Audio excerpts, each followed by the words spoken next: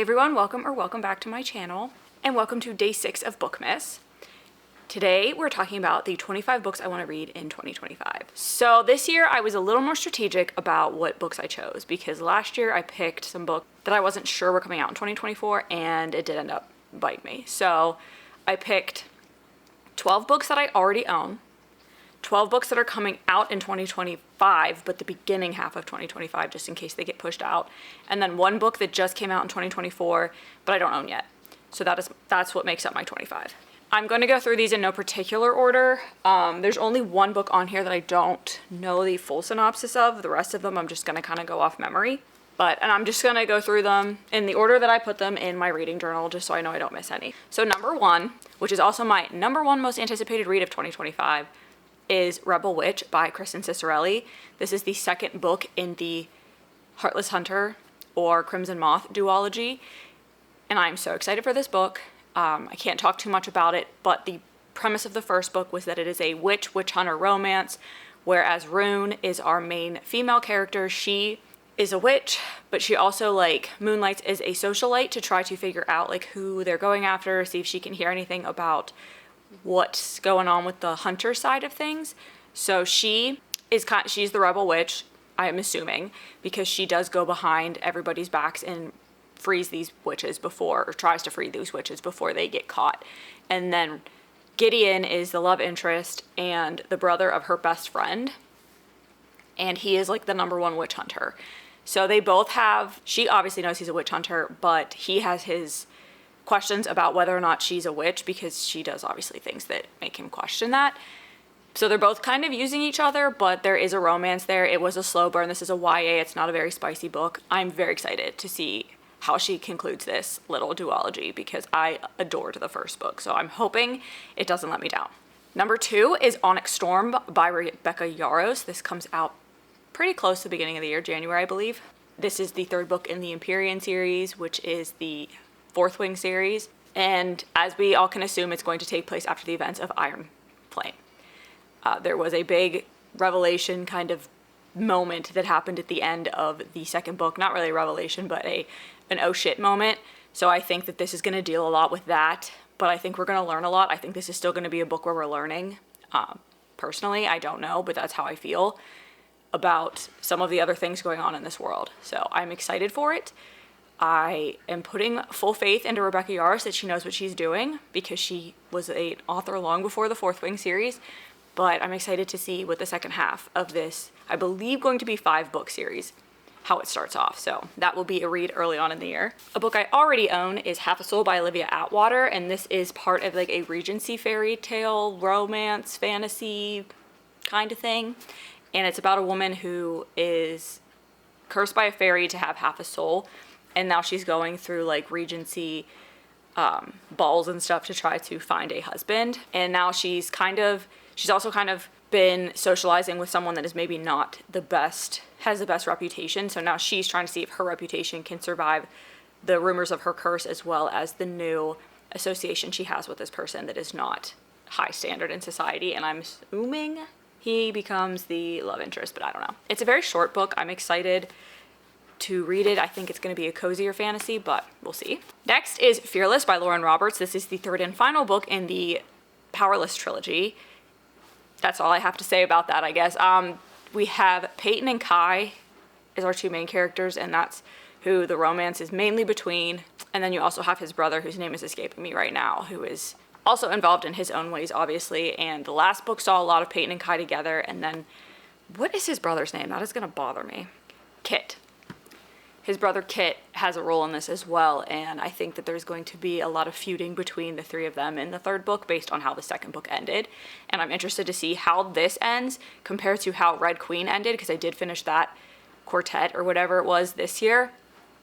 And I know that she took a lot of inspiration from that series as well as a few other ones, but based on reading both of those kind of at the same time, I would say that they are very similar. They separate a little bit, or at least Red Queen has kind of pulled away a little bit in its own way. I'm interested to see what she does with Fearless, to see if it goes that way or a completely different way. So that doesn't come out until June or something like that, though. I think it's a little bit later in the year, closer to the halfway mark. A book I own is The Women by Kristen Hanna. I am entering my literary and historical fiction era, I feel like. I've bought a few more books this year to start 2025 with that are more literary or historical fiction, and I really want to read Kristen Hanna's backlog because I loved The Nightingale by her. So I got this from my sister's friend. It is a book of the month book, so I could have got it from them, but I didn't, and I was looking to buy it, and then I was gifted it. So this is about the Vietnam War and different stories that take place. I think we're following multiple different point of views and like what happened when they were over there versus what's happening now that they're back, because this was a war that America didn't want to fight. So now they're dealing with people back at home that didn't agree with the war, as well as things that happened to them over there. That is my understanding of it. So I'm very much looking forward to this. I've been wanting to read this, but there were so many other books I wanted to read that I was like, you know what, I'll just put it on 25 and 25 and I know I'll get to it. Next is The Ragpicker King by Cassandra Clare. This is the second book in the Chronicles of Castelline, which was the Swordcatcher series. I, again, don't know how many books this is going to be, but it has been a while since I read Swordcatcher. It's been like a year and a half. It'll be a year and a half by the time this book comes out. So we're following Kell, who is the body double to Connor, who is the crown prince of Castelline. And then we're also following Lynn Castor, who is like, if I remember correctly, her people are segregated to a certain part of the kingdom because they're considered different. I believe they had like some type of a magic that not everybody understood, so it was deemed like dangerous. So they are all kind of like cast into this one like barriered part of the town. But the kingdom still calls on them when they need like help with healing and stuff like that. So they still use them, but they also like keep them locked away. And Lynn became to know Connor and Kell during the first book because Connor needed her help and Kell was his body double. So like there was a lot of like back and forth there. And then they kept her on to help Connor and his family, like, because she obviously has the magic to be able to like cure them if they have like illnesses and whatnot. So I don't remember all of the details from the first one, but I remember there being a ragpicker king who is like the mafia king essentially of that area, and they went to him for, you know, something. I can't really go into too much detail, but they brought him into their situation, and now they owe a debt to him, if I remember correctly. I really have to go back and look at all of this. I don't know. I'm excited for it. I probably will have to at least read a synopsis, if not try to skim read that book again before it comes out, but I really enjoyed Swordcatcher when I read it. I just wish there wasn't so much time in between the releases. Next is Mistborn by Brandon Sanderson. This is the first in the original Mistborn trilogy, and this is a series that I think I want to tackle in 2025. We'll see how the first book goes, but I don't know too much about it, but the mist rules the night, the Lord Ruler owns the world. So once a hero arose to save the world, he failed. Ever since, the world has been a wasteland of ash and mist controlled by a mortal emperor known as the Lord Ruler, but hope survives. A new uprising is forming, one built around the ultimate caper, the cunning of a brilliant criminal mastermind, and the determination of an unlikely heroine, a street urchin who must learn to master the power of Mistborn. I've heard great things about Brandon Sanderson's Cosmere in general, and I did read Trust of the Emerald Sea, and I loved that book, so I'm hoping that this is just as good and that it does open up a whole new fantasy world for me too. I love big fantasy worlds. I know that's not everybody's cup of tea, but like I loved reading the entire Shadowhunters universe. I loved reading the entire Sarah J. Maas universe, and I love when there's connections and everything between all of the different stories. So this is my new one I'm going to try to tackle. I don't think I'm going to read all the Cosmere this year, but I'd like to get through at least the first half of the Mistborn series, the first trilogy, but I hope I get further. Then we have Beautiful Ugly by Alice Feeney. This comes out at the beginning of the year. I think it actually comes out like second week of the year. And it is her newest thriller. And from what I can recall, this guy calls his wife to tell her some good news. I think he's an author, and he calls to tell her some good news. And when he's on the phone with her, she's driving, and he hears like the squealing of brakes or like the honking of a horn or something, and then nothing. So then he goes to find her car, and when he does, the headlights are on, the doors open, all of her stuff is still in there, and it's on like the side of a cliff, but she's not around. So a while later, he's still like suffering and grieving and everything. So he goes to this like Scottish island to kind of get away and try to get his, like, you know, get himself back together. And when he's there, he ends up seeing somebody that looks exactly like his ex-wife, or, you know, his allegedly dead missing wife. So that's all I know about it. It sounds really cool. The premise sounds really cool. So I'm excited to see if I like this as much as I've liked her other books. Next, we have A Curse Carved in Bone by Danielle L. Jensen. This is the second book following a A Fate Inked in Blood.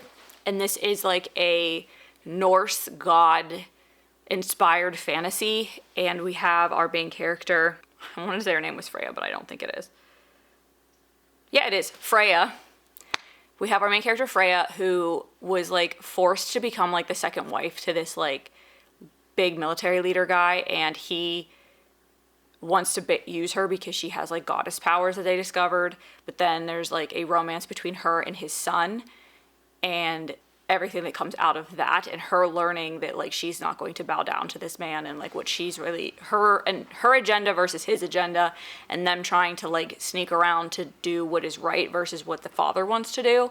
And I think this is going to lead up to like a battle between gods and humans, because I don't know, this just seems where it's leading up to. And she's trying to figure out how to use her power for good and not to harm people, and that's what she's aiming towards. But you know, he's trying to use her as a weapon. I don't remember, again, my brain, but I really enjoyed the first one. It was a romantasy for sure, but it also had a really cool like world involved. So there was also a big problem that occurred at the end of the first book, so it'll be interesting to see how that carries into the new one. Then I have Love Arranged by Lauren Asher. This is the third book in the Lakefront Billionaire series, but it is the final book. I guess it's only going to be 3, just like the Dreamland Billionaire series, and I feel like it said who it was going to follow, and now I can't remember, but it is the third book in that series so far. We've had Friends to Lovers and a childhood friends to lovers when she moves back to town, and then they have a romance, but they're also kind of enemies, so it's a little bit of enemies to lovers. And then we had Grumpy Sunshine, nanny, boss kind of situation. So I like Lauren Asher's writing. Her books aren't typically like 5 stars. I actually want to say Love Redesigned was a 5-star read for me, or very close to. But Love Unwritten was probably like a 4-star read, and I did like the Dreamland Billionaire series, but I like this one more. So we'll see how the final book stacks up to the first 2. Then we have Deep End by Ali Hazelwood. This comes out in February, and it is about an Olympic swimmer. We have Scarlett, who is the diver and is trying to also like get into med school, so she's just trying to keep her head down and do what she needs to do to get there. And she also is recovering from an injury that almost ended her career. And then there's swim captain Lucas, who is also like, I think, an Olympian. I think he's already an Olympian. He's a world champion, so I don't know if he's an Olympian. Lucas, who's like very disciplined, very focused, thrives on winning. And they start in some type of an arrangement, I think. I think it might be like a fake dating and or a friends with benefits situation going into the Olympics and the trials for all of that. It sounds more like along the lines of Not in Love than it does one of her like feminist novels. So I think it's going to be more of like one of her erotic romances. But I enjoyed Not in Love, and this book sounds interesting. Like, I don't think I've ever read a romance about 2 aquatic-driven sports figures. So, and I love Ali Hazelwood. I would read anything that she put out. So that will definitely be getting read this year. Then we have The Compendium of Tales by Heather Fawcett, which is the 3rd book in the Emily Wilde's Encyclopedia Fairy series. And this will obviously just continue her and Bamblebee's adventures and the mysteries they're trying to solve with him and his background, and her writing her encyclopedia and getting credit for that and all of the work that she's done. And it was just a really cozy fantasy world. There's not like too much high stakes stuff that happens. There was a little bit in the 2nd book, but nothing extreme. It's really just following them along in their lives, but there's also a little bit of fantasy involved. Really sweet, beautifully written books. I'm excited to see if I like this one just as much. They're also beautiful books, like something you want to put on your shelf. Next, I have A Tempest of Tea by Hafsa Faizal, and this is a heist book. I believe that there's this tea house that also moonlights as a like vampire blood distribution place at night, and there's a break-in, and the rest, like this whole crew that like comes there all the time, goes after whoever it did it. That is my understanding. So there's not a break-in, but the establishment is threatened. So they take some of the city's most skilled outcasts and hatch a plan to infiltrate the sinister, glittering vampire society known as the Aetherium. That's all I got. It seems like vampire underworld mob type of situation. So I've seen a lot of people like this. I think this is going to be at least a duology. I don't know when the 2nd one comes out, but it's a nice short fantasy heist read. It gives me vibes from like Six of Crows, so that's always great, and I love a good vampire read. I've been itching for a good vampire read, and I have quite a few on my TBR, not a specific TBR, but in general, that I'm really looking forward to reading. And one of the most intimidating books on my TBR is Red Rising by Pierce Brown. I'm not afraid to read this. I just think that I've seen some people say it requires a lot of brain power, and that always scares me. But I think I'll like sci-fi reads. I like sci-fi other forms of media, so I think I will like this, and I've heard it's really good in like basically Hunger Games in space, so I think I'll like it. It's a very highly rated series. I think there's 5 or 6 books now in total, but this is a series that I do want to get into. I've had this book since like April, and I haven't read it.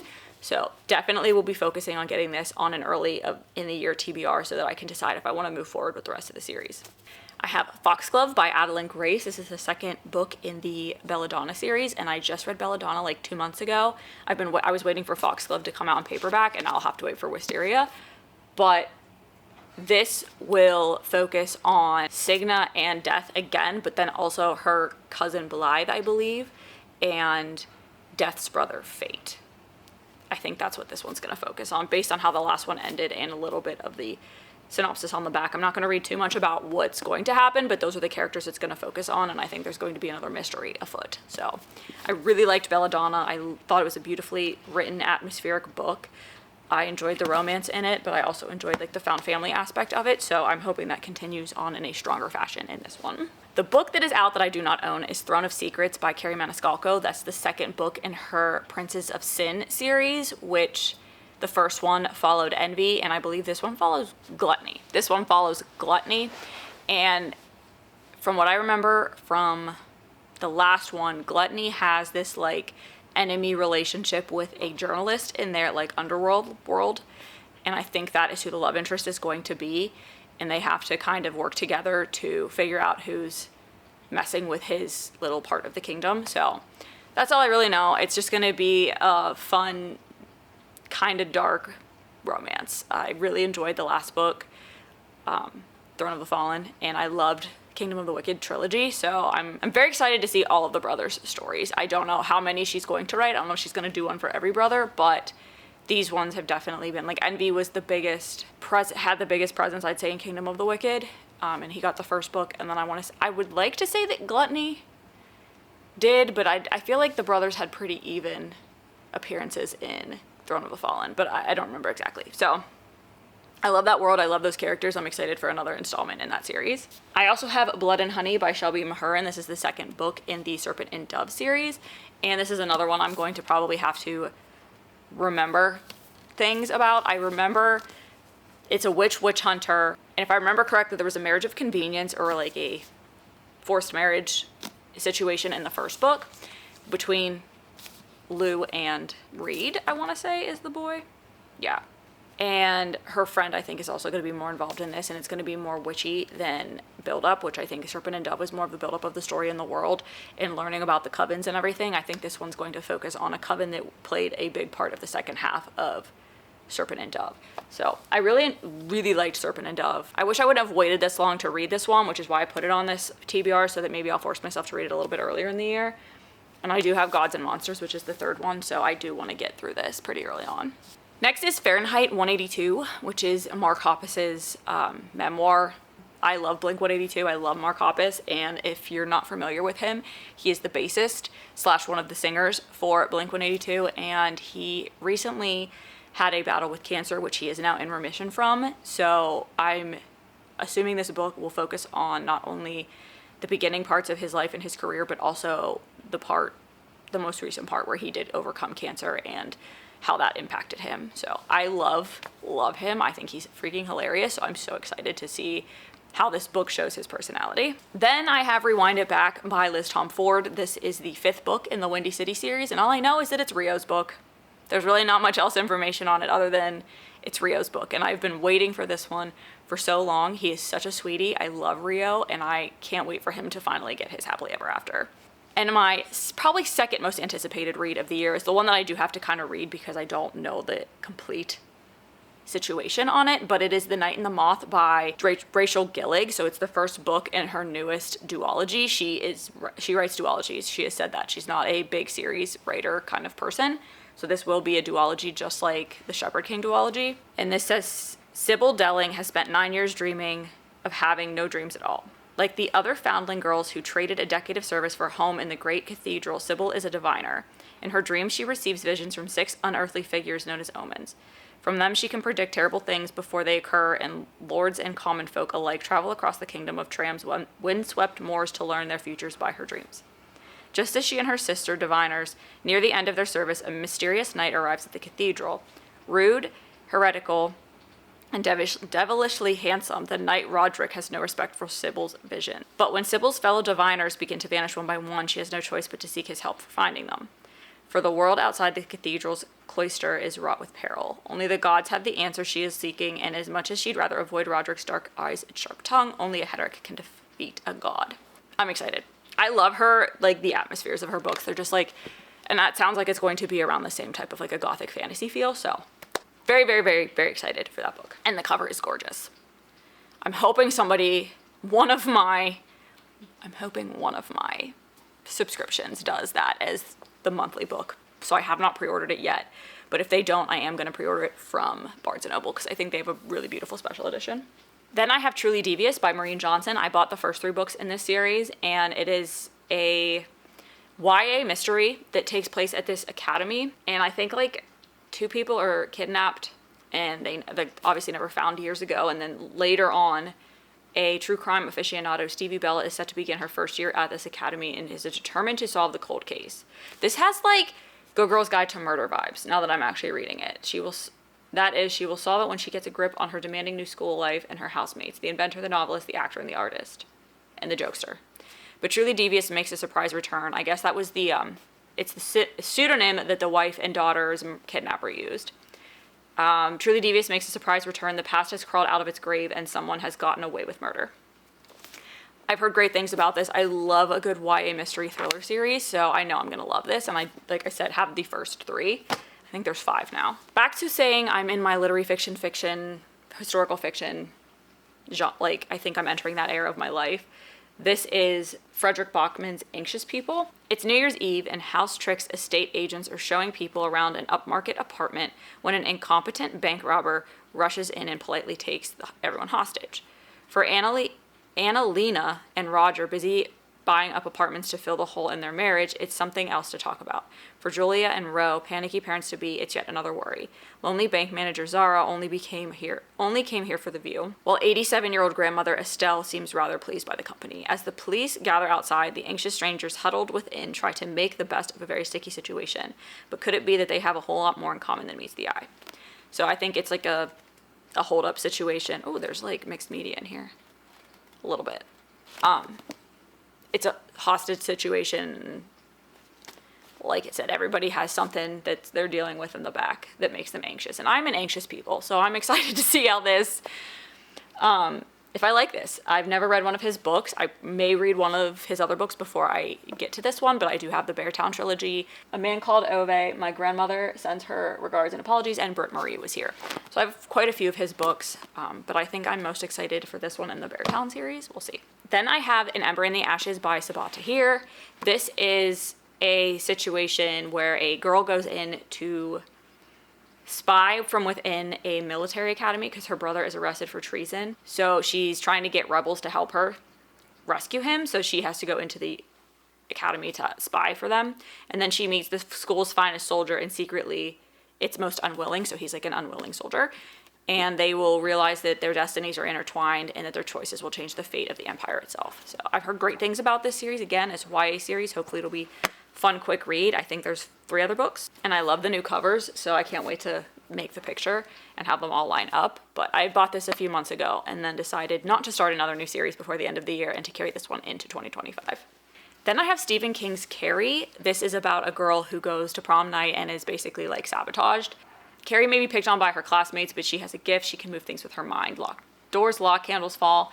That is her power and her problem. Then an act of kindness as spontaneous as the vicious taunts of her classmates offers Carrie a chance to be normal, until an unexpected cruelty turns her gift into a weapon of horror and destruction that no one will ever forget. So I believe she's like this strange student that everybody makes fun of, again, because she has telekinesis. And I believe that the act of kindness is that she becomes prom queen, but then they dump blood on her and then she gets revenge. That is my understanding of Carrie. I've never seen the movies or anything, but the writing in here is massive, so I feel like this is going to be a quick Stephen King read for me, which is not common, but I'm excited for this. This is probably my most anticipated Stephen King read. Yeah, I'd say that. And then finally, a book I planned on reading this past year, but then didn't. So I put it on my 2025 TBR so that I will convince myself to read this around Halloween, and that is Dracula by Bram Stoker. I wanted to read Dracula and Frankenstein this year, but I just couldn't get through Frankenstein fast enough. And I just didn't want to read two classics back to back because the writing is a little crazy. I don't know if this is going to be as bad as Frankenstein was. Like, not bad, but like old-timey writing as Frankenstein was, but I'm interested. I'm excited to read this because I've never read Dracula. I obviously know the story for the most part, but I've never read it firsthand to know. I don't think I really need to explain what Dracula is about, but the one classic on my 2025 TBR. All right, so that is it. Those are the 25 books I plan on reading in 2025, hopefully. If you've read any of these books, let me know in the comments below. If you're excited for me to read one, if I need to get to one maybe quicker than the others, let me know that as well. And let me know what books you're planning on reading in 2025. I love adding to my TBR, so just let me know what I need to add next. And I thank you so much if you've made it this far, and I hope to see you all for day 7.